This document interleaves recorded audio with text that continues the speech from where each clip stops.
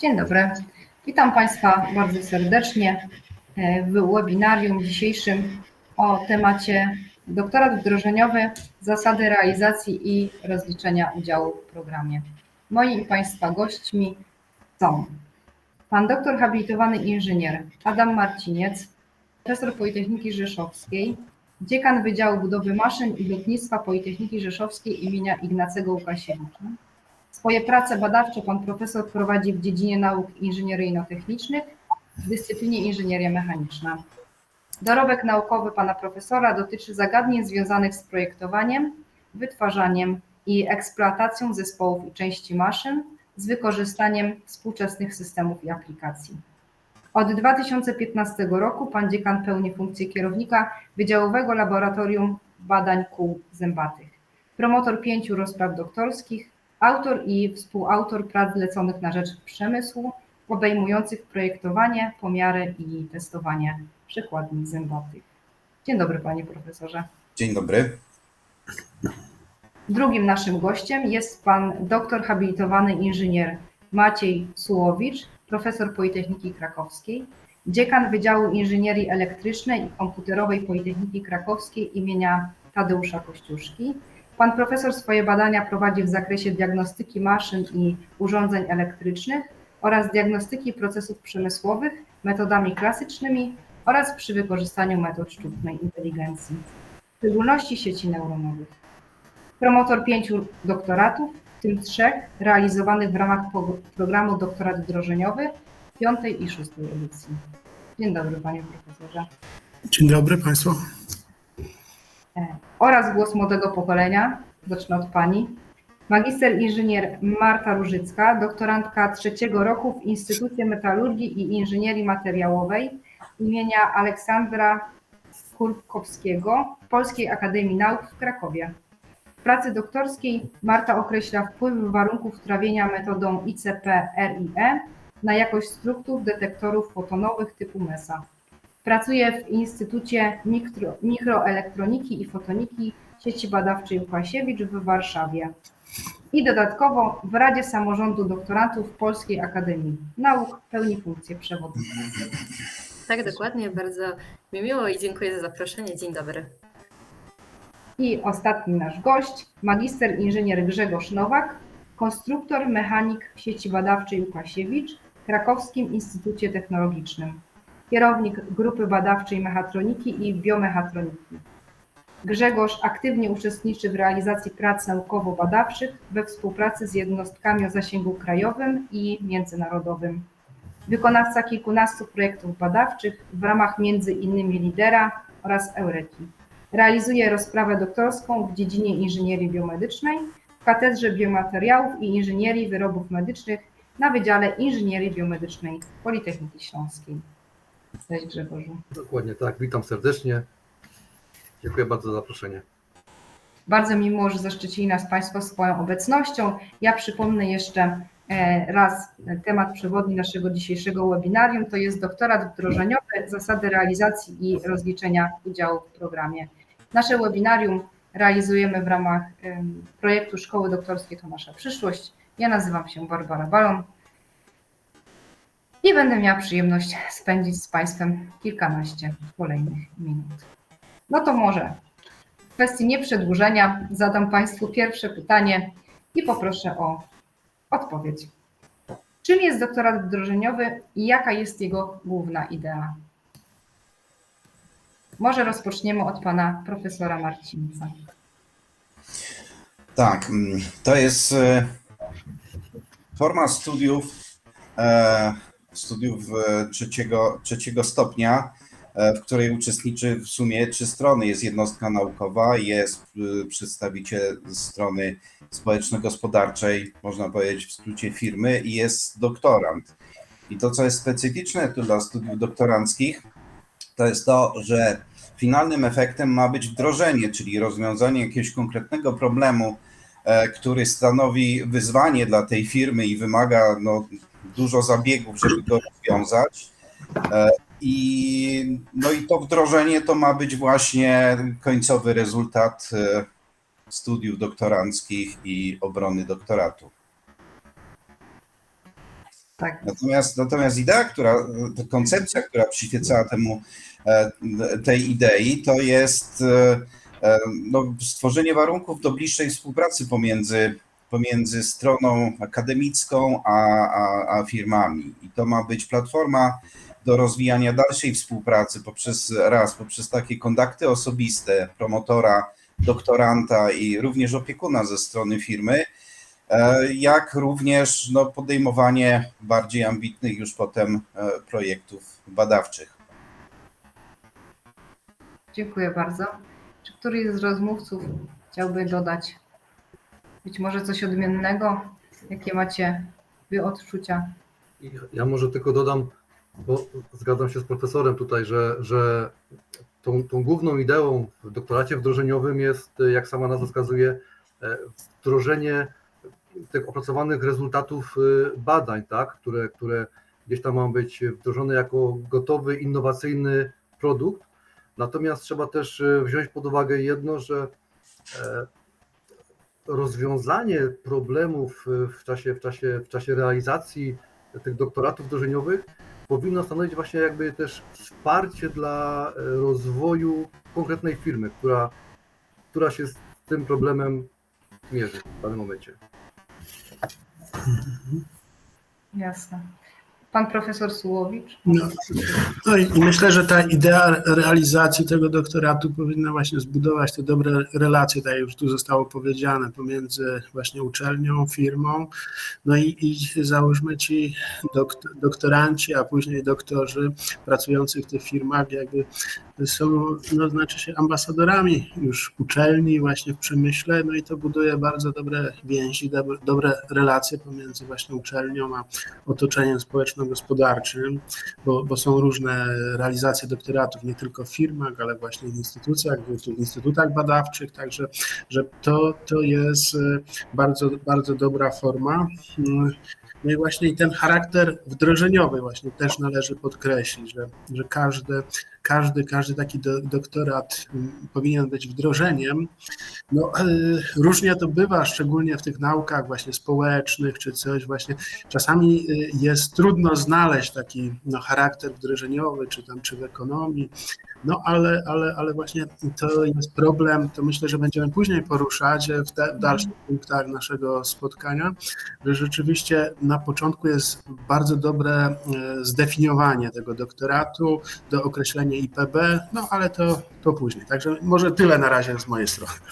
Dobrze, dziękuję. Tak, ja tu chciałabym dodać, że jakby cały czas kręcimy się w koło tego wdrożenia, że mimo, tak jak właśnie tutaj pan profesor powiedział, że w niektórych dziedzinach ciężko jest określić to wdrożenie, ale jest, a szczególnie przez ministerstwo, kładziony bardzo duży nacisk i jest właśnie bardzo pilnowane, żeby właśnie ta idea gdzieś w czasie tego 4-letniego doktoratu nam nie uciekła. Cały czas właśnie staramy się pamiętać o tym, do czego dążymy.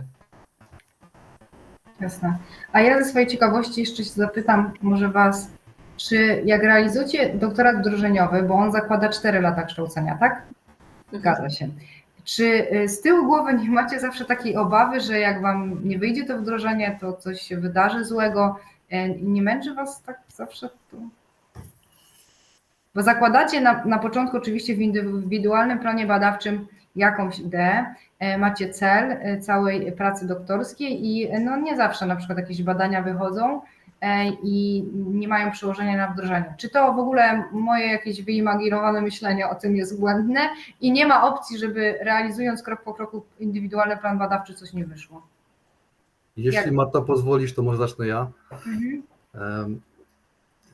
Ja powiem tak, jestem na razie na drugim roku doktoratu wdrożeniowego i muszę powiedzieć, że póki co idzie wszystko zgodnie z planem, zgodnie z założeniami, natomiast skąd to też się poniekąd bierze. Ja pracując w firmie, a propos to jest instytut, pracując w instytucie mamy do czynienia z różnymi projektami, które gdzieś tam w każdym projekcie są jakieś terminy, które nas wiążą i my zakładamy na dzień dobry już sobie sami te terminy. Wiemy, w jakich terminach, jakie zadania musimy zrobić i mamy tą świadomość, że co ile czasu nam zajmie. Dlatego już podchodząc do tego indywidualnego planu badawczego, który gdzieś tam był tworzony na samym początku doktoratu wdrożeniowego, to też pewnie jak powiedzieć, ta znajomość tego wszystkiego, z czym to się wiąże, pomogła nam w stworzeniu, może nie powiem idealnego planu badawczego, natomiast dobrego, dobrze rozplanowanego planu badawczego. I to pewnie gdzieś tam teraz procentuje. Tak, i jakby tutaj chciałabym dodać, że rokrocznie, po każdym roku kształcenia piszemy mnóstwo raportów i do ministerstwa, i do szkół doktorskich z realizacji z danego roku, czyli właśnie czy wszystko idzie zgodnie z IPB, czy coś z jakichś przyczyn się przesunęło, czy wyszło coś jakieś nowego, no bo jakby nie patrzeć, to jest nauka, my też, mimo że dążymy do wdrożenia, ale my też jakby stąpamy po nieznanym dla nas gruncie czasami. I też wydaje mi się, że dzięki temu my też, przynajmniej w mojej opinii, możemy odpowiednio wcześnie zareagować, jeśli na przykład okaże się, że coś, co zaplanowaliśmy w tym indywidualnym planie badawczym, jest albo niepotrzebne, albo nie w tą stronę poszliśmy. Na przykład tak w moim przypadku jest, że mój temat pracy badawczej został niefortunnie sformułowany na początku, no ale właśnie po to są te roczne sprawozdania i raporty, żeby po prostu takie rzeczy móc gdzieś tam skorygować i w porę jeszcze się, że tak powiem, nie chcę użyć słowa opamiętać, ale po prostu, żeby zareagować. O. Dobrze, dziękuję uprzejmie. Moje kolejne pytanie brzmieć powinno, czy realizowanie doktoratów wdrożeniowych jest potrzebne, ale z wypowiedzi wszystkich Państwa, w szczególności Panów Profesorów, wiemy, że tak i że to jest pewien pomost pomiędzy nauką, młodymi naukowcami, a otoczeniem społeczno-gospodarczym. W związku z powyższym dopytam być może, jakie pozytywne, a jakie negatywne skutki niesie za sobą taka forma przygotowywania rozprawy? Czy są takie, czy w opinii Państwa są jakieś negatywne skutki, które ciążą, bądź pozytywne, które przekładają się realnie na społeczeństwo?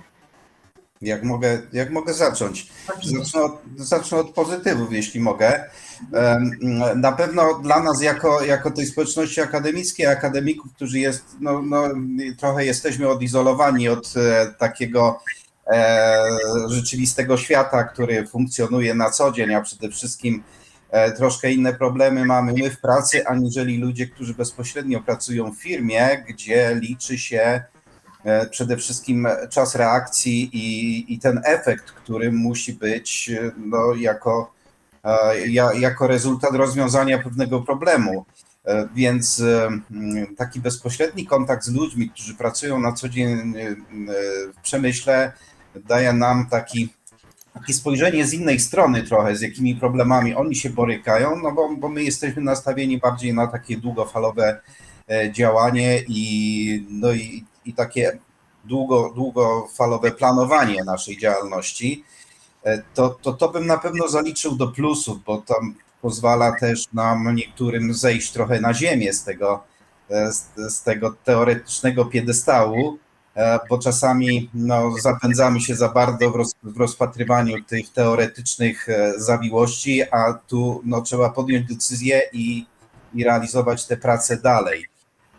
Z takich, nie wiem, czy to jest negatyw, natomiast ja już jestem promotorem jednej pracy obronionej doktorskiej, wdrożeniowej, a realizuję w tej chwili następną. I ponieważ w tamtym roku mieliśmy dość dużą serię kilkunastu prac realizowanych właśnie w ramach doktoratu wdrożeniowego, też byłem recenzentem, to mogę powiedzieć, że takim częstym mankamentem tych prac, jeżeli to można nazwać mankamentem, w odniesieniu do pracy naukowej, to jest stosowanie takiego żargonu przemysłowego, bądź firma, która posługuje się na co dzień językiem angielskim, to stosowanie wszędzie anglikanizmu. I to wszyscy recenzenci wytykają i tu dla młodych państwa, które realizują to tak tytułem przestrogi, że jak już, to zwracajcie uwagę na terminologię, bo recenzenci są bardzo na to wyczuleni. Natomiast taki codzienny kontakt, może nie codzienny, bo to nie można się codziennie spotykać, skoro skoro doktorant pracuje w firmie na co dzień, ale taki na bieżąco kontakt pozwala nam, że tak powiem, no, zachować ten ogląd takiego rzeczywistego życia w firmie, jaki jest, a nie tylko zamknąć się w tej akademickiej skorupie. To tyle z mojej strony. Dziękuję bardzo.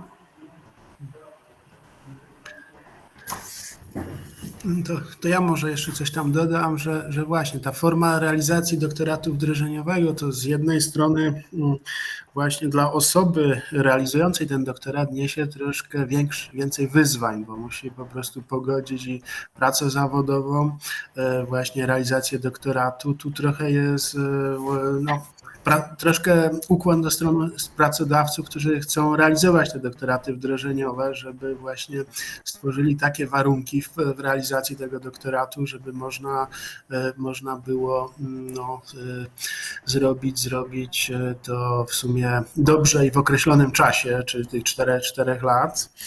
No a jakie negatywne właśnie skutki? Często właśnie patrząc na formę doktoratu, że powinna być to praca taka badawcza, praca unaukowiona, nazwijmy to tak troszkę żargonowo. No i właśnie tak jak już pan profesor też powiedział, że rzeczywiście to można odczuć pewne takie załóżmy sytuacje, że w tym doktoracie znajdują się trochę tak zaczerpnięte z życia takiego, nazwijmy, przemysłowego, z życia właśnie troszkę inżynierskiego, stwierdzenia, które ewentualnie trzeba by później, nazwijmy, unaukowić, żeby ta rozprawa doktorska miała rzeczywiście ten charakter naukowy, badawczy, a nie tylko na przykład wdrożeniowy, implementacyjny. No i tu trzeba bardzo taką znaleźć tą granicę, no bo nawet patrząc jak te doktoraty później czy są oceniane, czy ewentualnie w jaki sposób się patrzy na to, no to zawsze każdy recenzent patrzy zarówno na część naukowo-badawczą, no i część wdrożeniową. No i trzeba pamiętać, że właśnie nie należy zagubić tej strony związanej z realizacją tych zadań naukowo-badawczych. Dobrze, to może tyle. Tak. Jeśli Dobrze. chodzi o takie niewątpliwe plusy, Tak. może niekoniecznie chciałabym powiedzieć o plusy dla społeczeństwa, ale plusy dla mnie jako dla właśnie doktorantki wdrożeniowej, to możliwość korzystania, że tak powiem, z infrastruktury, że tak powiem, obu miejsc, w których najczęściej bywam, czyli jednego i drugiego instytutu, jest niewątpliwym plusem i jakby to bardzo chciałabym podkreślić i to właśnie sprawia, że właśnie ten doktorat wdrożeniowy daje bardzo duże możliwości pod kątem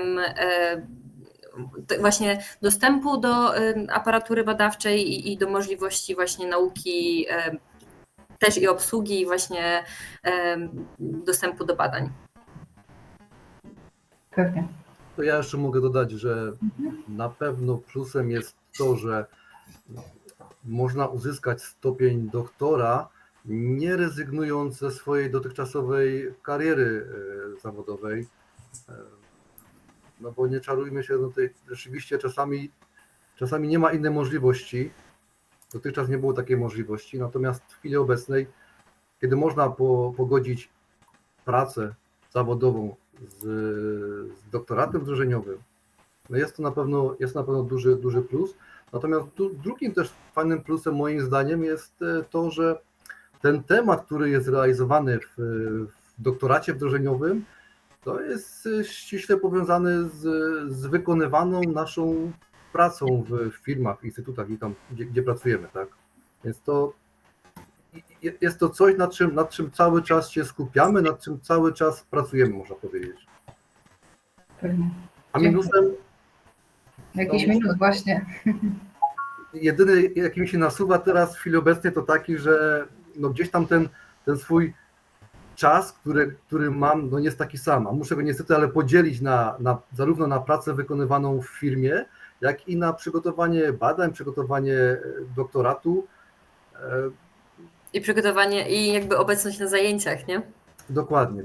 Nie zawsze wszystko się da, tak by się chciało pogodzić, Natomiast zostałem jeszcze wieczory, późne wieczory, nie chcę powiedzieć noce, no ale jeśli ma się wyrozumiałą rodzinę, wspomagające otoczenie, no to wszystko jest możliwe do wykonania. Zawsze pozostaje argumentacja, że jest to czasowe rozwiązanie, prawda? Dokładnie. Żeby w terminie skończyć doktorat i będzie ok. Dokładnie tak. Dobrze, dziękuję bardzo. To przechodzimy płynnie do kolejnego zagadnienia. Jak wygląda proces rekrutacji na doktorat wdrożeniowy? Zarówno ze strony kandydatów, czyli doktorantów przyszłych, oraz ze strony promotorów, profesorów i jeśli panowie promotorzy na pewno mają wiedzę, w jaki sposób to wygląda ze strony firmy. To, no może ja zacznę, ponieważ tam to jest trochę kroków, ale przede wszystkim to musi zgłosić się kandydat na te studia doktoranckie, który ma jakiś pomysł i ma nawiązane kontakty bądź pracuje w firmie, no i ma już w jakiś sposób specyfikowany ten problem, który chce rozwiązać. I pierwszym krokiem to jest poszukanie potencjalnego promotora ze strony uczelni czy jednostki naukowej.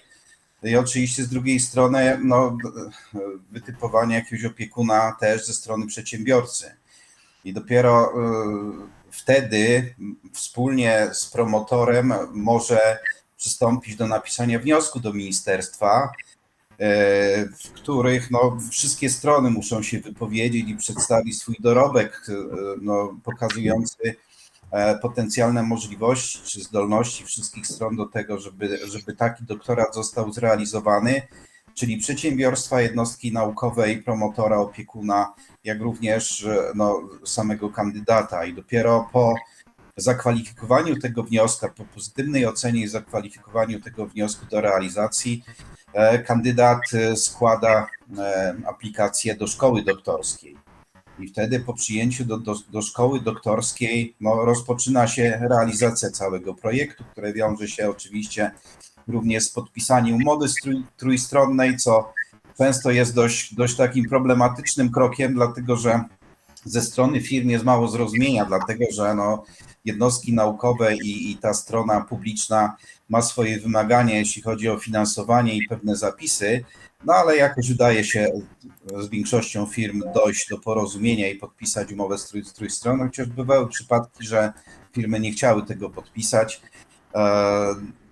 I dopiero wtedy rozpoczynamy projekt, który ma teoretycznie trwać 4 lata i po 4 latach ten doktorat ma być złożony. Więc jest to dużo bardziej złożona droga aniżeli zwykłego kandydata na doktora aplikującego na uczelni. Dobrze, dziękuję uprzejmie. Panie profesorze. Bo ja tu może jeszcze dodam, że właśnie ten doktorant musi mieć zatrudnienie w firmie, bo to też na etapie składania wniosku musimy właśnie dostarczyć takie oświadczenie, bo to jest wymagane.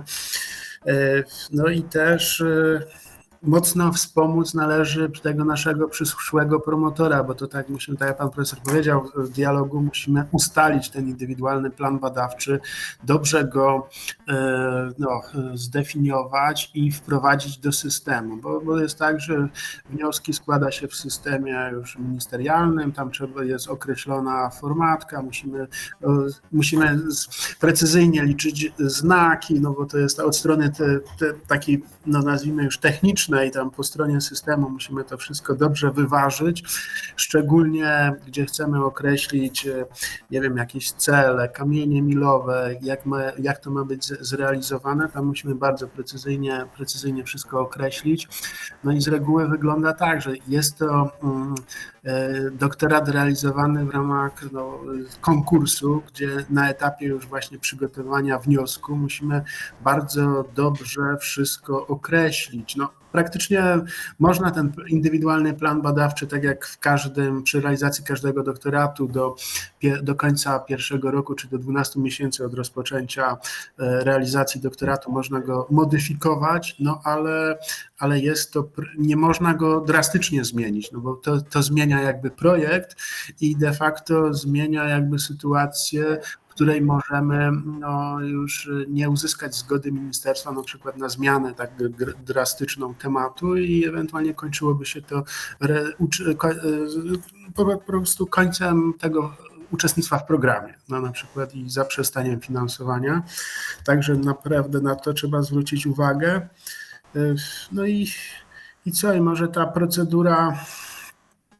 procedura takiego przystąpienia do programu, to najczęściej to ministerstwo tak ogłasza to rozporządzeniem i takim komunikatem, że ustanawia program, kolejną edycję programu doktorat wdrożeniowy i następnie jest okres składania tych wniosków. Najczęściej jest to koniec maja, właśnie zakończenie przyjmowania wniosków, w odróżnieniu od klasycznych, gdzie mamy praktycznie do końca sierpnia najczęściej w szkołach doktorskich czas na rekrutację. Tu musimy już trochę z wyprzedzeniem właśnie złożyć ten wniosek. Ministerstwo rozpatruje te wnioski. Najczęściej w okresie sierpień jest już decyzja, sierpień na początek września jest decyzja o przydzieleniu lub odmowie tego finansowania tego doktoratu wdrożeniowego.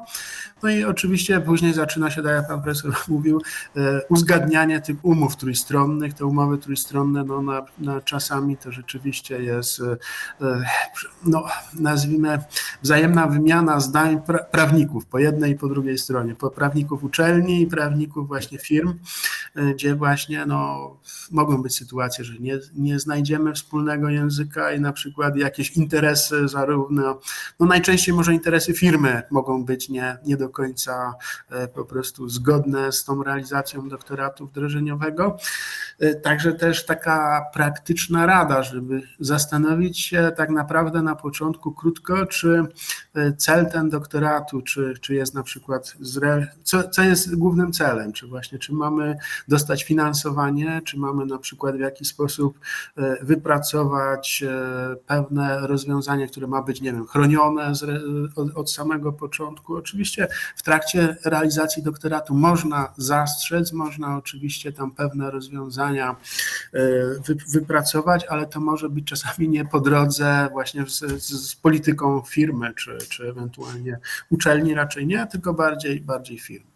No i co jeszcze można by tu do takich od strony, myślę, że to na razie wszystko, jakie są mniej więcej takie najważniejsze kroki przy realizacji tego typu prac. To ja bym tutaj tylko dodała, że właśnie tutaj, jak pan profesor powiedział, zazwyczaj termin jest końcówką maja i tak naprawdę chciałabym powiedzieć, że teraz to jest ten moment, jeśli ktoś się zastanawia nad doktoratem wdrożeniowym, żeby zacząć składać dokumentację, żeby zacząć właśnie zbierać te wszystkie dokumenty odnośnie zatrudnienia, pomysły, pisać harmonogram, bo tak naprawdę trzeba pamiętać, że doktorat wdrożeniowy to jest projekt jak każdy inny. I wiąże się on z papierologią, wiąże się on właśnie z terminami, że termin ten składania wniosku jest chyba tylko 2 tygodnie, więc żeby porządnie przygotować ten wniosek, to 2 tygodnie może być czasami za mało. No i tak jak z każdym projektem, co się wiąże, to jest czekanie na decyzję. Jakby rekrutacja mi się kojarzy właśnie z papierologią i czekaniem na decyzję. Dokładnie tak właśnie, bo to od strony takiej decyzji, to musimy czekać, uzbroić się w cierpliwość i liczyć jeszcze, że ministerstwo nam, załóżmy, przydzieli odpowiednią liczbę środków, bo to troszkę się tak zmieniło, analizując nawet listy tych przydzielonych wniosków, to w poprzednich edycjach było około 500 takich rocznie finansowanych doktoratów wdrożeniowych, już w ostatniej edycji było to tylko troszkę ponad 100 doktoratów, także kilka razy mniej finansowanych. Dokładnie tak. Ja jeszcze może też dorzucę od siebie, jeśli chodzi o samą rozmowę kwalifikacyjną, to na rozmowie kandydat na doktoranta przyszłego przedstawia swoją sylwetkę, przedstawia oczywiście pokrótce jakiś tam plan na ten temat doktoratu. Natomiast, co też ważne jest, przedstawia swój dotychczasowy dorobek naukowy, więc jeśli są jacyś kandydaci, mają zamiar aplikować, no to jak najbardziej warto też gdzieś tam w trakcie swojej kariery zawodowej walczyć o jakiekolwiek punkty z jakiegokolwiek dorobku naukowego, bo to jednak gdzieś tam też później rzutuje i punktuje na całość. Czy to jakieś patenty, czy jeśli mamy możliwość pracując zawodowo, mamy możliwość gdzieś napisać jakiś artykuł, spróbujcie, na pewno się opłaca. Na pewno pomoże. Tak, na pewno. Pewnie. Dziękuję uprzejmie. Dobrze, to teraz może płynnie przebrniemy przez kolejne pytanko. Czy doktoranci wdrożeniowi mają takie same obowiązki w odniesieniu do dydaktyki, realizacji kształcenia i przygotowania wspomnianej publikacji już podczas realizowania pracy doktorskiej, jak pozostali kształcący się w szkołach doktorskich? Wy w odniesieniu do doktoratów zwykłych, takich przenośnie oczywiście mam na myśli stacjonarnych, niekoniecznie możecie się orientować, ale myślę, że panowie promotorzy na pewno te kwestie douzupełnią. Czyli rozumiem, że macie obowiązek publikowania również, tak jak Tak. doktoranci. W mojej opinii mamy dokładnie takie same obowiązki. Fakt, że ja akurat reprezentuję Instytut Polskiej Akademii Nauk, więc akurat mnie temat dydaktyki mija, więc to jest coś, co jakby miała porównywać w robieniu doktoratu na uczelni, a właśnie w Instytucie Polskiej Akademii Nauk, co jest jakby plusem i minusem, no bo ja na przykład uważam, że właśnie brak tej dydaktyki powoduje u mnie czasami właśnie większy stres przed wystąpieniami publicznymi, bo wydaje mi się, że jak ktoś ma tą dydaktykę i jest przyzwyczajony do jakby wymawiania tych wykładów, to już ten gdzieś stres jakby jest bardziej po prostu przyzwyczajony do tego, bo podejrzewam, że stres gdzieś tam zawsze jest z tyłu głowy. Ale wracając jakby do pytania, w mojej opinii, jeśli chodzi o realizację programu, przygotowanie publikacji, i moi koledzy, którzy realizują doktorat na uczelniach, to też mają tą dydaktykę, tak jak każdy inny doktorant. Ja natomiast mogę powiedzieć, że widzę takie subtelne różnice, może nieznaczne, ale widać, bo oczywiście muszę się zgodzić z Martą, że mamy też seminaria, mamy zajęcia obowiązkowe, mamy do wyboru jakieś zajęcia spoza swoich dziedzin. Pomijając konsultacje z promotorami, które są na porządku dziennym, także pisanie tych artykułów, oczywiście to wszystko jakby można powiedzieć jest bardzo podobne do tego, co mają doktoranci klasyczni. Natomiast z tego, co zauważyłem, na pewno my mamy trochę mniej godzin, jeśli chodzi o wykłady, i trochę mniej godzin dydaktycznych do przeprowadzenia, do współprowadzenia z promotorami. No i jedna jeszcze taka konkretna różnica to ta, że my po prostu wdrożeniowi mamy tego opiekuna z ramienia przedsiębiorstwa, z którym gdzieś tam musimy cały czas konsultować postęp pracy doktorskiej w tej części właśnie wdrożeniowej. Dobrze, dziękuję uprzejmie. Więc chyba tak podsumowując nasze wypowiedzi, to najłatwiej powiedzieć, to tak naprawdę zależy od szkoły doktorskiej, bo, że tak powiem, współpracuję z osobami, którzy realizują doktorat wdrożeniowy i na Uniwersytecie Warszawskim, i na Politechnice Warszawskiej i widzę różnicę między nimi, między tymi dwiema uczelniami. No ja, tak jak już wspomniałam, reprezentuję instytut, więc też to troszeczkę inaczej to działa, więc to zależy dużo od uczelni, w której się realizuje doktorat wdrożeniowy, ale w większości, że tak powiem, obowiązki mamy takie same. Dziękuję bardzo. Czy panowie profesorowie chcieliby dodać jakiś wątek? To ja może spróbuję coś dodać, czyli tak, u nas na Politechnice Krakowskiej ta realizacja jednak doktoratu wdrożeniowego i doktoratu załóżmy w takiej normalnej ścieżce, to praktycznie nie bardzo się tu różni, czyli zarówno doktoranci wdrożeniowi też mają obowiązek prowadzenia zajęć dydaktycznych, zaliczenia tej praktyki dydaktycznej w tym samym wymiarze. No właśnie, no i tu się rodzi też problem, bo rzeczywiście to praca jeszcze, plus jeszcze praktyka, no ale to też podpowiem tak, jest to dla uczelni, że jeśli dążymy do realizowania troszkę takich zajęć praktycznych w przemyśle, czyli to też może być dobra podpowiedź, że takie zajęcia na przykład doktorant może w formie wycieczek studyjnych, zapoznania właśnie z przedsiębiorstwem, z nowymi technologiami, także że tu też rodzi dla uczelni taką możliwość współpracy, przynajmniej ja z punktu widzenia jako tu dziekan wydziału tak staram się, no, żeby studenci nie tylko poprzez taką wiedzę typowo nazwijmy z programu studiów obowiązkową, ale żeby poprzez na przykład wyjazdy studyjne, wycieczki studyjne i to na przykład jest tu rola tych doktorantów wdrożeniowych, właśnie aktualnie mam tych 3, no to jeden na przykład to już powiem może z przedsiębiorstwa komunikacyjnego i na przykład to bardzo się też dobrze komponuje tematycznie, załóżmy w zakres jednego przedmiotu, także że jest to taka opcja. No i, ale myślę, że też doktoranci wdrożeniowi, akurat tych, co mam, to chętnie też angażują się w takie zajęcia na uczelni, przygotowanie stanowiska dydaktycznego, badawczego, także nie, bo forma tej praktyki dydaktycznej, na przykład przynajmniej z naszego regulaminu szkoły doktorskiej jest taka, że możemy tą praktykę dydaktyczną możemy zaliczyć albo poprzez współprowadzenie zajęć, albo przez prowadzenie zajęć, albo przygotowanie materiałów dydaktycznych, stanowisk dydaktycznych do właśnie prowadzenia zajęć, najczęściej dla współpracy z promotorem. Także są warianty różne zaliczenia tej praktyki dydaktycznej i myślę, że nie powinno być to przerażeniem, przynajmniej według naszego regulaminu szkoły doktorskiej z realizacją tego obowiązku, a rzeczywiście doktorant nabywa troszkę te umiejętności właśnie współpracy, troszkę przekazywania tej wiedzy, którą gdzieś tam w trakcie realizacji doktoratu zdobędzie. No i też myślę, że to też mocno liczę, że w przyszłości oni na przykład też będą mi mogli wspomóc w realizacji zajęć dydaktycznych, no bo nie ukrywajmy Państwo, że na rynku właśnie szczególnie w tu rynku, gdzie mamy politechniki, przemysł znacznie lepiej, nazwijmy, opłaca czy naszych studentów, absolwentów, no i w związku z tym jest to nadzieja takie też zbudowania tej, przekazywania aktualnej wiedzy,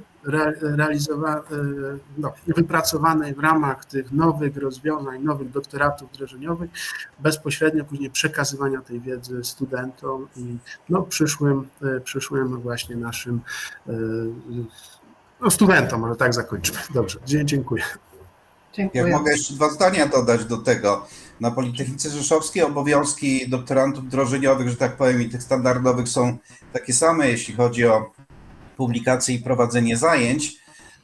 U nas doktoranci wdrożeniowi prowadzą zajęcia, ale ja jako dziekan traktuję to jako pewnego wartość dodaną i pewnego rodzaju promocji kierunków, na których oni prowadzą zajęcia, bądź też w jakiś sposób są związani swoją pracą zawodową, dlatego że no wszyscy w tej chwili, wszystkie uczelnie mają trochę problem z rekrutacją, a jeżeli zajęcia prowadzi trochę starszy kolega tych studentów, którzy są na zajęciach, a czasem rzeczywiście doświadczony pracownik i jest to pracownik dobrej firmy, do której oni potencjalnie chcieliby się dostać potem, tak jak na przykład w Rzeszowie jest to Pratt & Whitney, i taki pracownik przyjdzie, on im no, przy okazji wyjawia pewne takie szczegóły tej pracy albo jak ta praca wygląda, to dla nas jako dla wydziału to naprawdę jest to korzystne, dlatego że pocztą pantoflową to się rozchodzi nie tylko wśród studentów, ale też wśród maturzystów i my w ten sposób no, myślę, że zyskujemy jakichś nowych kandydatów na studia, takich zmotywowanych. Dziękuję. Jasne, dziękuję. Liczyłam szczerze mówiąc na to, że właśnie taka odpowiedź padnie tutaj. W związku z powyższym, czy ten doktorat wdrożeniowy jest łatwiejszy, czy trudniejszy? odniesieniu do klasycznego. Tak, właśnie. Absolutnie nie chciałabym umniejszać jakiemukolwiek doktorantowi, Powiedz, doktorantce. jak dla Ciebie? Dla mnie słowo łatwiejsze, trudniejsze jest złym pytaniem, bo na pewno w mojej opinii wymaga poświęcenia więcej czasu, bo jednak pracujemy na cały etat. No ja już, że tak powiem, z własnego podwórka to ja już sobie w ogóle troszeczkę wzięłam na barki dużo, bo, że tak powiem, pracuję w Warszawie, a doktorat realizuję w Krakowie, więc ja jeszcze muszę gdzieś w międzyczasie przejechać, że tak powiem, ten dystans.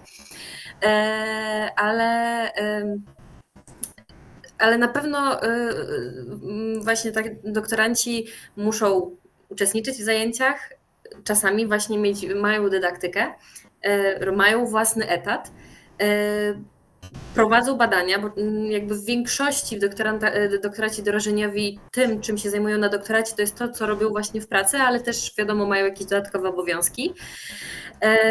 Więc na pewno poświęcają dużo czasu, ale absolutnie nie uważam, że doktoranci, którzy są w projektach, czy preludium, czy innych projektach, tego czasu, że tak powiem, nie poświęcają mniej, bo to też wiem, że to są godziny w laboratoriach i dlatego wydaje mi się, że każdy, że tak powiem, doktorantka, doktor, że tak powiem, wiedział, na co się decyduje i ten czas, no na pewno musimy być dobrze zorganizowani. O, może tak to podsumuję. Pod tym kątem to na pewno. Tak, tu się zgadzam z Tobą, Marta, ten czas robi swoje, natomiast może warto tutaj dodać, że fajnie przede wszystkim, że jest i taka forma doktoratu, że istnieje zarówno doktorat klasyczny, jak i ten wdrożeniowy. To na pewno dużo daje jednej i drugiej stronie. Natomiast tak jak koleżanka Marta powiedziała, że to nie można powiedzieć, że to jest trudniej czy łatwiej, bo to nie chcemy tutaj nikogo ani wychwalać, ani gnębić. Natomiast rzeczywiście ten czas gdzieś tam trzeba rozsądnie sobie w głowie poukładać pomiędzy tą pracą a tymi badaniami, tym przygotowaniem doktoratu. Jest też taki jeszcze jeden, może nie minus, może nie kłopot, natomiast na pewno trzeba się liczyć ze zdaniem promotora z jednej strony, a z drugiej strony trzeba się liczyć ze zdaniem opiekuna z ramienia przedsiębiorstwa czy firmy. No a powiedzmy szczerze, nie zawsze są zbieżne te zdania. No i wtedy trzeba dojść do jakiegoś kompromisu, trzeba to jakoś pogodzić. Ale to, jak to mówię, co nas nie zabije, to nas wzmocni, więc... Dobrze, wiem, o co chodzi. Oby Dziękuję. tak dalej. Dobrze. A według panów promotorów łatwiej jest wyegzekwować zaangażowanie i wyniki w realizacji doktoratu od doktoranta, który już ma doświadczenie w realizacji projektów, czyli doktoranta wdrożeniowego, czy doktoranta realizującego taką ścieżkę typowo naukową? Oczywiście, jak mogę zacząć? Oczywiście Tak. zależy to od doktoranta, ale statystycznie patrząc na to, właśnie doktorant wdrożeniowy jest bardziej zmotywowany, bo on już podpisał coś i ma pewien harmonogram do zrealizowania i pewien cel wytyczony i ma na to 4 lata i nie może sobie tego odkładać, więc siłą rzeczy łączenie obowiązków pełnowymiarowej pracy ze studiowaniem, z uczęszczaniem na zajęcia, prowadzeniem praktyki, jak gdyby po pół roku to już widać, że no, ci ludzie potrafią sobie zorganizować czas dużo lepiej niż ktoś, kto ma tego czasu dużo. No i myślę, że decydująca tu jest motywacja. Ludzie zmotywowani naprawdę bardzo dużo mogą zrobić i ten progres w postępie pracy widać. Jeżeli najgorzej jest zacząć, bo to trzeba przeanalizować literaturę i wtedy no nie widać takich namacalnych efektów, ale potem jak już pewne etapy są realizowane, no to widać ten power rośnie w tych ludziach. Natomiast różni ludzie są na tych studiach doktoranckich, tych klasycznych, więc tam jest troszkę większy problem z motywacją, z dochowywaniem terminu, bo tam zawsze po prostu jest jeszcze następna szansa. Tak jak w grze jest 7 żyć, a w realnym życiu jest jedno i wy jako doktoranci wdrożeniowy no macie jedno póki co. Tak mogę się do tego odnieść. Super, dziękuję uprzejmie. Panie profesorze. Czyli też się zgodzę z tym właśnie, że to bardzo dużo zależy od doktoranta, no bo to właśnie od jego tam umiejętności zorganizowania sobie czasu, a przy doktoratach wdrożeniowych to pogodzenia tej jeszcze właśnie pracy zawodowej i realizacji tego doktoratu. Może jest im właśnie ciężej, no ale tak jak pan profesor powiedział, że rzeczywiście oni są bardziej zmotywowani, bo wiedzą, że tak. Co do tego, czy to mają kilka tych żyć, no tam można ewentualnie się zastanawiać jeszcze o jakieś trochę przedłużenie tego terminu, no oczywiście, ale to muszą być po drodze okoliczności, które załóżmy obiektywnie w ocenie ministerstwa będą pozwalać na przedłużenie realizacji tego doktoratu wdrożeniowego.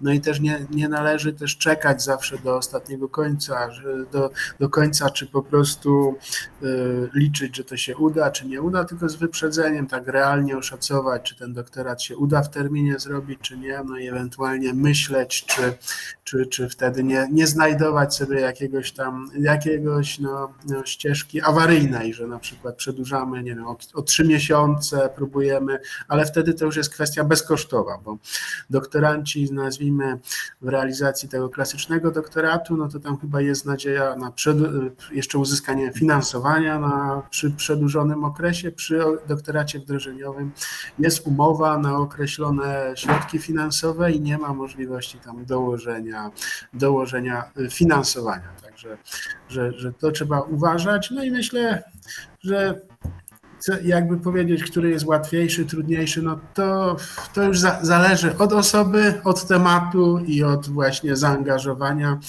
A czy realizacja projektów? Na pewno realizacja projektów przez tego doktoranta na pewno bardzo ułatwia później realizację doktoratu, bo to też jest projekt taki, że dobrze, to dziękuję.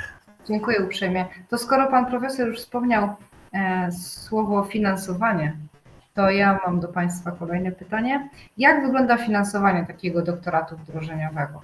Bo o ile ja ze swojej strony mogę się wypowiedzieć w kwestii takiego stacjonarnego, klasycznego doktoratu, gdzie stypendium jest wypłacane przez szkołę doktorską, to jak to wygląda w kwestii doktoratu wdrożeniowego? To dobrze, to jeśli to mogę kontynuować właśnie to finansowanie. No to teraz tak, po tym długim oczekiwaniu właśnie, tak jak już tu pani Marta powiedziała, czy jest decyzja, czy nie ma decyzji o finansowaniu, no to przystępujemy do procedowania właśnie podpisania umowy i otrzymania finansowania z ministerstwa. Najczęściej to finansowanie uzyskujemy końcem roku, załóżmy, w którym ten doktorat nam jest przyznany, no to jest listopad, grudzień, no albo może dopiero w następnym roku i wtedy jest tak, że na początku to stypendium jest, przynajmniej tak jak do tej pory u nas było, wypłacane po uzyskaniu, wpłynięciu środków z ministerstwa na wydzielone konto na uczelni, z wyrównaniem oczywiście za pewien tam okres od początku, od złożenia ślubowania, bo to jest właśnie ważnym momentem jest złożenie ślubowania, podpisanie ślubowania przez doktoranta.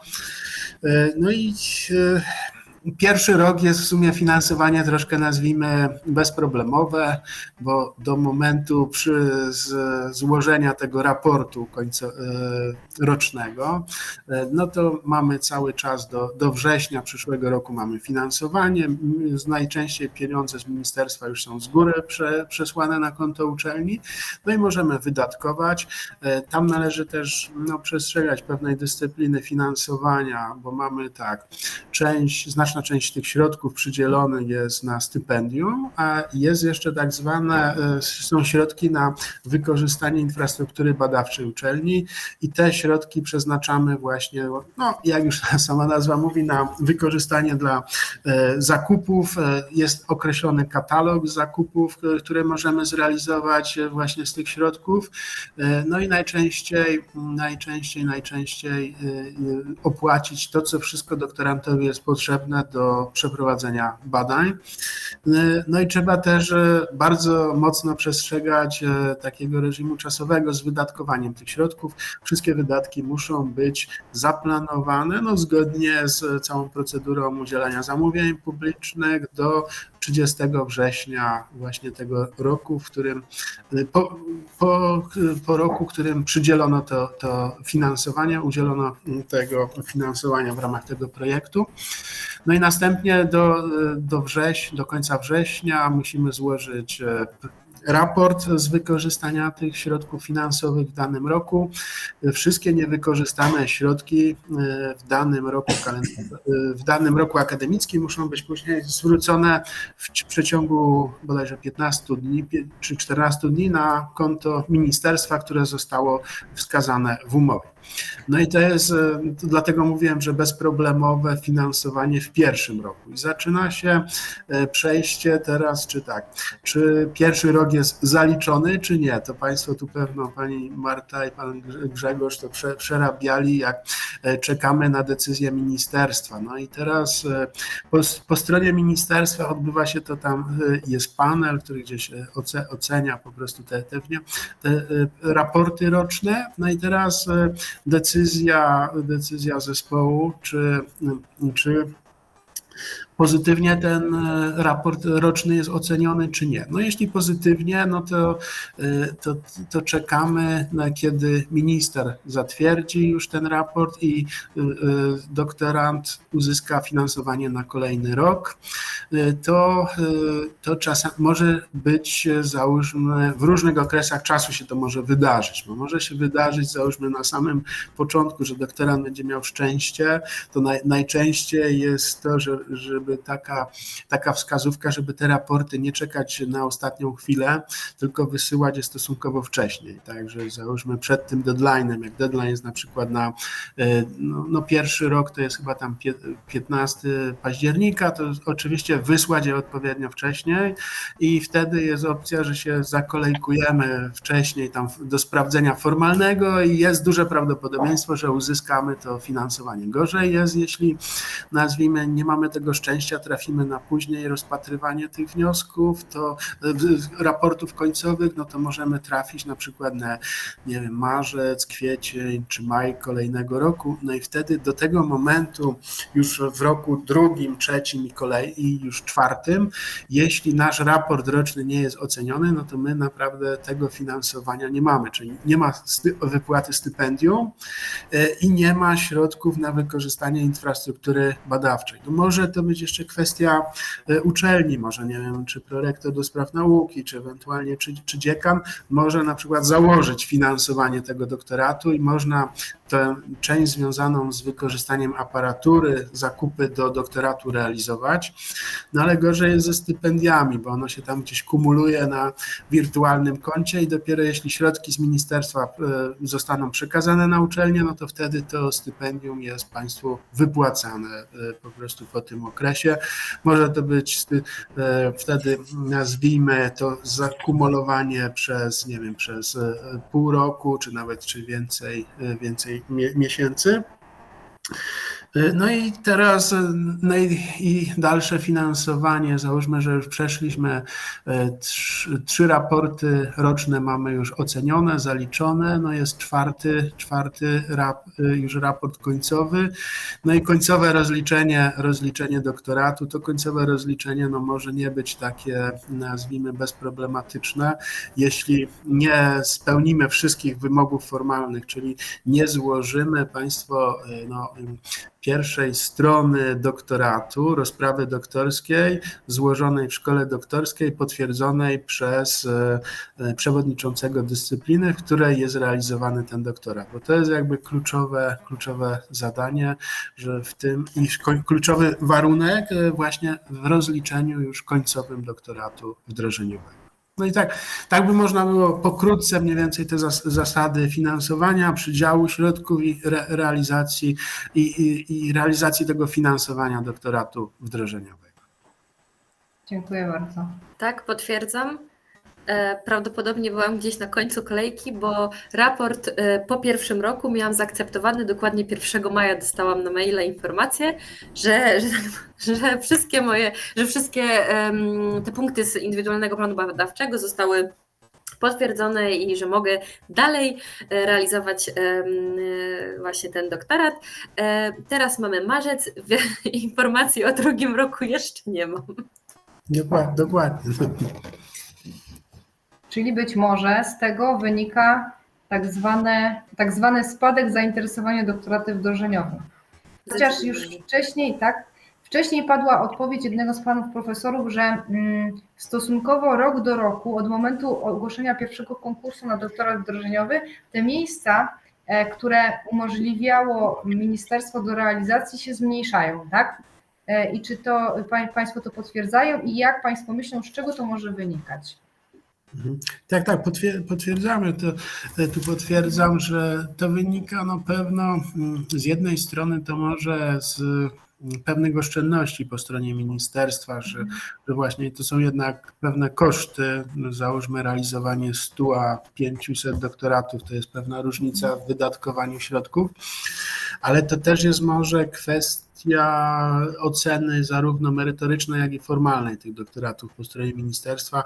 Z edycji na edycję tych doktoratów po prostu przybywało, to aktualnie to jeśli byśmy policzyli od pierwszej, teraz będzie już nabór na 8. edycję, to tych doktoratów jest dużo, czasami różne sytuacje z przesunięciem właśnie zakończenia do realizacji doktoratu i to się kumuluje, a teraz jednak pani powiedziała, że pani Marta mówiła, że dużo jest tych formalności, papierów do złożenia, no i po stronie ministerstwa ktoś musi to po prostu wszystko przetworzyć i mamy procedurę weryfikacji formalnej, a później ocenę jeszcze merytoryczną, czyli przez ekspertów w danych dyscyplinach. No i tu to też musiało być pewno po stronie ministerstwa znowu zwiększenie kosztów, zatrudnienie większej liczby osób do weryfikacji od strony formalnej, ale też większej liczby, nazwijmy, ekspertów, którzy na panelu by też ewentualnie dokonali szybciej mogliby przetworzyć liczbę tych wniosków, które czekają, tych raportów rocznych czekają do oceny. Ja myślę, że zainteresowanie ze strony właśnie aplikujących nie maleje, a mogę powiedzieć, że ze strony pracowników z przemysłu te zapytania są coraz częstsze, jednak te ograniczenia finansowe ze strony ministerstwa sprawia, że coraz trudniej zakwalifikować swój wniosek do dalszego procedowania i to jest chyba ta bariera. Też wydaje mi się, że doktorantów może jest bardzo dużo chętnych, ale też pracodawcy coraz bardziej ostrożnie podchodzą do tego tematu, bo jednak muszą się liczyć z tym i muszą się pogodzić z tym, że tracą pracownika czasami na dzień lub 2 w tygodniu, a że tak powiem w zamian na końcu mogą mieć jedynie co to, że tak powiem, o level wyżej wykształconego pracownika, ale jednak w ciągu tych 4 lat muszą się godzić na te nieobecności. A drugą rzeczą, którą gdzieś wydaje mi się, że ja zauważam z własnego podwórka, jest fakt, że tutaj, tak jak właśnie pan profesor powiedział, jest pula pieniędzy na dofinansowanie infrastruktury, ale bardzo często to dofinansowanie jest dla uczelni, a niestety czasami, a w moim przypadku w większości badań są jednak wykonywane u mnie, u pracodawcy, który z tych pieniędzy nie może wykorzystać coś, że tak powiem, do siebie. I na przykład tutaj wydaje mi się, że powinno być jakoś to bardziej rozłożone, ewentualnie czy jakoś procentowo. Nie wiem, jaki powinien być złoty środek, ale na pewno właśnie wiem, że pracodawca ma problem z tym, że właśnie mimo, że ta lwia część badań jest robiona u pracodawcy, no to jednak to dofinansowanie infrastruktury jest na uczelnie czy instytuty. Więc tutaj też wydaje mi się, że też pracodawcy nie widzą aż takiej korzyści z tego, że będą mieć pracownika, który bierze udział w takim projekcie. Oczywiście. No. Jeśli można, to też jeszcze bym chciał wrócić do właśnie tego finansowania. Nieraz się zdarza, że realizacja pracy doktorskiej wymaga od nas zakupu jakichś nietypowych materiałów albo sprzętu, czy to niejednokrotnie z zagranicy, czasami się wydarza, że trzeba coś zamówić na zamówienie. No i to niestety wszystko wydłuża nam się czas realizacji w związku z tym. Natomiast teraz oczekując, taki problem, który widzę, oczekując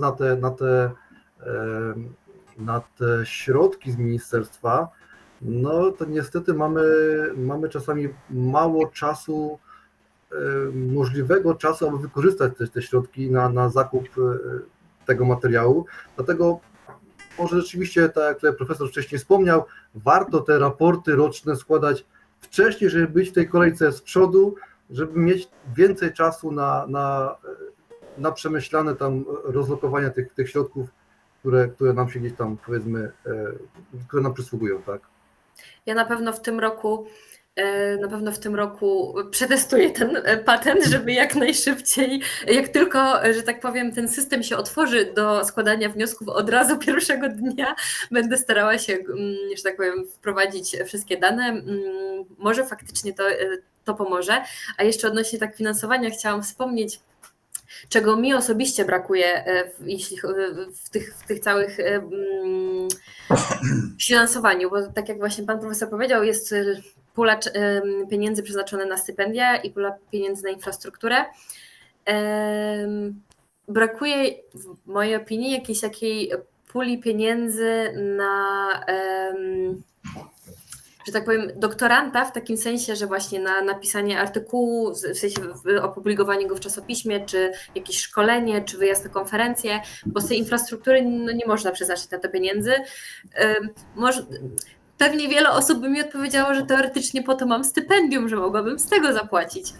Ale jednak gdyby była właśnie taka pula pieniędzy przeznaczona właśnie na rozwój doktoranta, czyli branie udziału właśnie w szkoleniach, konferencjach, artykuły i tego typu rzeczy, na pewno by ułatwiła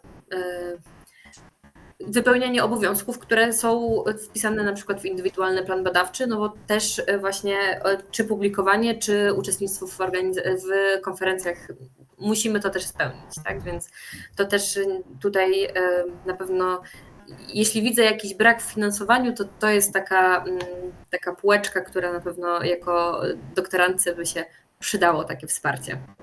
Ja tu się w pełni zgadzam, bo właśnie to jest to, czego brakuje, bo jednak publikowanie kosztuje i to coraz więcej, a doktorant też powinien pojawić się na jakiejś konferencji, żeby właśnie się sprawdzić i tego finansowania brakuje. Natomiast patrząc na finansowanie samych badań, to jednak musimy pamiętać, że przedsiębiorstwo podpisało umowę trójstronną i godziło się na to, że ten pracownik będzie też zaangażowany w realizację pracy doktorskiej, że to będą pewne koszty i to jest inwestycja przedsiębiorstwa w to, żeby to wdrożenie przyniosło mu ostatecznie jakieś zyski. I jeżeli rzeczywiście jest to zrealizowane dobrze doktorat i wdrożenie, to te firmy naprawdę duże korzyści z tego uzyskują.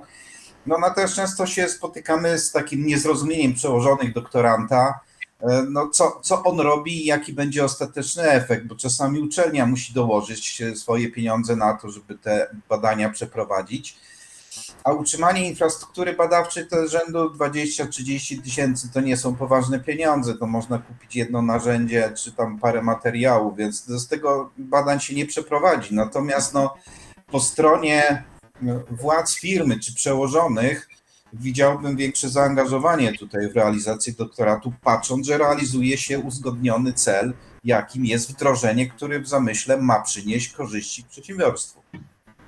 Tak, dlatego powiedziałam, że właśnie brak tego finansowania dla przedsiębiorstwa może być powodem, dlaczego właśnie te firmy po prostu coraz mniej chcą się angażować w ten projekt. Ale ci, którzy już się zaangażowali, to jakby wiadomo, podpisali umowę, więc tutaj jest inna rozmowa, ale bardziej moja wypowiedź właśnie chciałam, że to właśnie może być powodem, dlaczego jest jakieś mniejsze zainteresowanie. Jeśli chodzi o zainteresowanie, jeśli chodzi o mniejsze zainteresowanie, to ja powiem szczerze, że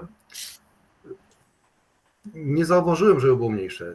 Powiem wręcz przeciwnie, że wbrew pozorom, przynajmniej tam wokół mnie, wśród znajomych, to zainteresowanie jest, nie powiem, że jest ogromne, ale mimo wszystko jest. Natomiast tak jak profesor wcześniej wspomniał, no, ministerstwo właśnie między innymi w tym roku akademickim ograniczyło ilość finansowanych tematów i chyba tu też jest problem właśnie. To ja myślę, że tak, w podsumowaniu Państwa wypowiedzi mam 3 konkluzje. Pierwsza jest taka, że zainteresowanie nie maleje ze względu na to, że przy okazji braku rezygnacji ze swojej ścieżki zawodowej można zdobyć wykształcenie i nowy stopień naukowy. Kolejna sprawa jest taka, że zamysł i pomysł jest super, tylko troszeczkę administracja i być może podmiot finansujący należałoby zmodyfikować. I kolejna jest taka, żeby uwzględnić jednak potrzeby również przedsiębiorstwa i samych doktorantów na to, aby we wdrożeniu był też taki pierwiastek naukowy poza skomponowaniem rozprawy samej w sobie jako treści. Myślę, że to jest doskonałe podsumowanie tego pytania. Czy Państwo się zgodzą? Czy chcą jeszcze jakieś? Tak, ja mam dosłownie jedno zdanie, z czym się spotkałam i trochę się nie zgadzam z właśnie odnośnie tego wdrożenia i pierwiastka naukowego. Czytając właśnie raport mój za pierwszy rok, recenzent zarzucił mi, że po pierwszym roku nie ma tego wdrożenia. Co wydaje mi się, że to jeszcze nie ten moment po pierwszym roku, żeby to już wdrożenie wykazywać, no bo doktorat wdrożeniowy ma być wdrożeniem, zgadzam się, okej. Finalnie. Ale jakby finalnie, po pierwszym roku, gdzie tak naprawdę pierwszy rok, tak jak właśnie pan profesor wspomniał, to było bardziej rozpoznanie terenu, analiza literatury, takie podstawowe badania, więc ciężko, że tak powiem, już na pierwszym roku, to po co mi 4 lata, jak już po pierwszym roku wykazuję wdrożenie, że tak powiem. I właśnie tutaj dlatego mówię, jakby wewnętrznie nie zgadzam się z tym raportem, że właśnie bo straciłam punkty, bo tam jest oceniane punktowo, właśnie za to, że po pierwszym roku nie zostało wykazane wdrożenie. I właśnie tutaj też wydaje mi się, że na pewno przy pisaniu kolejnego wniosku miałam to już z tyłu głowy i bardziej starałam się kłaść nacisk, żeby jednak to wdrożenie wykazać, ale no po prostu tak mówię ogólnie, że właśnie tak też się zdarza. Dziękuję uprzejmie w takim razie. Wyczerpaliśmy wszystkie przygotowane przez organizatora zagadnienia, które się świetnie przeplatały. W związku z powyższym bardzo Państwu dziękuję. Chciałabym jeszcze dopytać w kwestii formalnej, czy mają Państwo jeszcze ochotę dodać coś, być może dla zachęty młodych ludzi do aplikowania na doktorat wdrożeniowy? Ja może taki problem, który się bardzo często pojawiał w trakcie, właśnie już w trakcie obrony, czyli całej procedury obrony doktoratu. Mianowicie no, jest to umowa trójstronna, tam są określone prawa i obowiązki każdej ze stron. Natomiast na samym końcu bardzo często się pojawia taki problem ujawnienia pewnych szczegółów z pracy. Firmy, zwłaszcza te duże, właśnie te duże koncerny, one najchętniej to by wszystko utajniły, żeby nic z tej pracy nie było. Z drugiej strony są recenzenci i to jest finansowane ze środków publicznych, więc nie można tego wszystkiego tak utajnić i tu najwięcej sporów właśnie o to się toczyło. Co w tej pracy może być, jakie zapisać zastrzeżenia, jak ma wyglądać obrona, co recenzent może wiedzieć, co może nie wiedzieć. I myślę, że dobrze by było, żeby w przyszłych edycjach było to bardziej sprecyzowane i jasno powiedziane, co można ujawnić w tych pracach, no bo firmy zamykają się na swoim stanowisku, że nic nie wolno tam opublikować. I to jest problem, taki techniczny już na samym końcowym etapie. Bardzo ważny właściwie, jeden z najważniejszych. Dziękuję Panie Profesorze. Panie profesorze, może taką jedną z furtek to jest w trakcie realizacji doktoratu patentować po prostu jakieś tam swoje pomysły, zabezpieczać sobie je, ale mam świadomość, że tak jak Pan mówił, te wielkie przedsiębiorstwa niechętnie właśnie godzą się na upublicznianie takich Tam zanim coś się opublikuje, to pół roku przechodzi przez różne szczeble, idzie do Kanady, wraca tu i tak różnie to jest. Także, a na końcu no, każdy najlepiej, gdyby nic nie opublikować, bo przełożony nie będzie się go czepiał. Tak to wygląda w praktyce, mimo że są zapisy w umowie trójstronnej. Więc dobrze by było, że gdyby wyfoldowanym tekstem było napisane właśnie w tym projekcie, jakie są też obowiązki przedsiębiorstwa. Pewnie. A z tym patentem, Grzegorzu, to ja chyba mam wątpliwości, bo jak mamy umowę trójstronną, mamy doktoranta, uczelnię, przedsiębiorstwo, realizujemy doktorat tak naprawdę w uczelni i teraz do kogo należą prawa patentowe i kto je sfinansuje, wniosek sam, całą procedurę, to też na pewno nie jest takie proste jak w przypadku właśnie doktoratów wdrożeniowych, bo w przypadku tradycyjnych doktoratów to jest sprawa jasna. Ale tutaj już mamy trzeci podmiot. Jeszcze dodatkowo mamy ministerstwo w tym wszystkim, gdzie raport i wszystkie dane też powinny się tam pojawić. No to myślę, że to jest bardzo poważny, inny już problem do omówienia. I ewentualne korzyści z wdrożenia. I wtedy, jeżeli są korzyści, pojawia się kolejny problem, jaki jest udział w tych zyskach. To jeżeli traktujemy poważnie wdrożeniowy, jest wdrożenie, są korzyści i wtedy jest największy problem, jak to podzielić. Zgadza się, pan profesor tutaj właściwie podsumował to idealnie. Więc i patenty, i zyski, wszystko jest problemowe później. Najważniejsze chyba, żeby dążyć do realizacji planu badawczego, prawda? Tak, na tym się opieramy cały czas.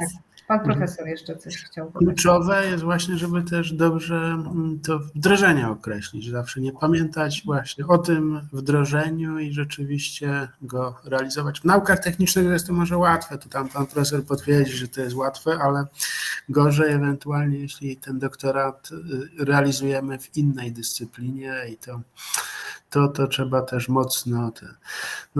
No i co, nie bać się tych wyzwań, właśnie szukać pomysłów, szkolić się, no tylko właśnie skąd wziąć pieniądze na szkolenia, jak ta formuła nie przewiduje, także właśnie to jest dosyć istotny element, no ale to rolą chyba jest uczelni też, i dziekanów, tak jak tu pana profesora też, żeby szukać tych pieniędzy, to nie tylko z doktoratu wdrożeniowego, no ale właśnie zapewnić doktorantom pieniądze na badania, no bo mamy taką sytuację właśnie w ogóle w finansowaniu szkół doktorskich, że finansujemy kształcenie w szkole doktorskiej i to szkoły doktorskie po prostu realizują to kształcenie, no to wynika jeszcze jak na uczelni ten algorytm podziału środków finansowych jak wygląda, a tak naprawdę w dyscyplinie, czy już bezpośrednio na wydziale, no bo ja mam sytuację taką, że na Politechnice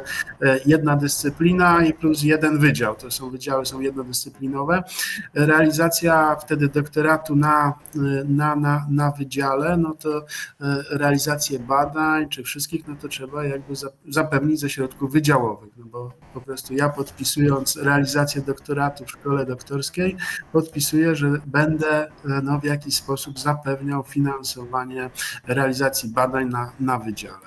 No i to dopóki tej kwestii, ale to problem jest głębszy właśnie, że to ministerstwo, uczelnie muszą w jakiś sposób wyjaśnić sobie tą ścieżkę finansowania, no i myślę, że na pewno trzeba zwiększyć ilość pieniędzy na finansowanie tych doktoratów i to doktoratów, każdego doktoratu, czy to wdrożeniowego, czy doktoratu właśnie klasycznego, no i myślę, że na pewno to będzie lepszy efekt, da to większe korzyści i myślę, że jest to problem do rozwiązania, szerszy problem, no bo tak, żebyśmy na przykład zarządzający wydziałami nie musieli się martwić zbytnio o te pieniądze, doktoranci też, żeby mieli większe możliwości, czy właśnie uczestnictwa w konferencjach, właśnie w różnego rodzaju wydarzeniach, szkoleniach, żeby mogli łatwiej podnosić te swoje kompetencje, umiejętności, no i tym samym łatwiej realizować doktoraty, czy to wdrożeniowe, czy klasyczne. Dobrze, to dziękuję. Dziękuję uprzejmie. Szanowni Państwo, w związku z powyższym ja sobie tylko tutaj zerknę, czy mam jakieś pytanka. Chyba nie mamy. W związku z powyższym bardzo Państwu dziękuję za obecność, za poświęcony czas i za wiarę w ideę doktoratu wdrożeniowego. Zanotowałam wszystkie Państwa uwagi, określenia i dołożymy wszelkich starań, aby nasza dzisiejsza rozmowa była po coś. Dziękuję uprzejmie w takim razie za obecność i do usłyszenia. Dziękuję bardzo. Dziękuję. Do Dziękujemy. widzenia. Do usłyszenia. Do usłyszenia.